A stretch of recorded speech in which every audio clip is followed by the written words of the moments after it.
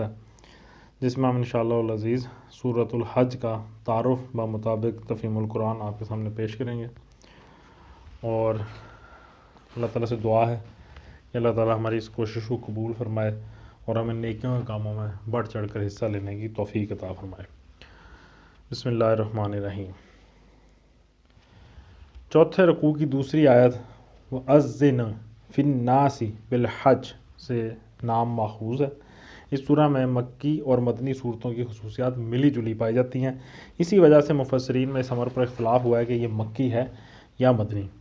لیکن ہمارے نزدیک اس کے مضامین اور انداز بیان کا یہ رنگ اس وجہ سے ہے کہ اس کا ایک حصہ مکی دور کے آخر میں اور دوسرا حصہ مدنی دور کے آغاز میں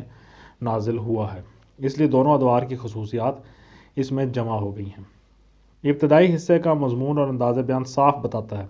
کہ یہ مکہ میں نازل ہوا ہے، اور اغلب یہ ہے کہ مکی زندگی کے آخری دور میں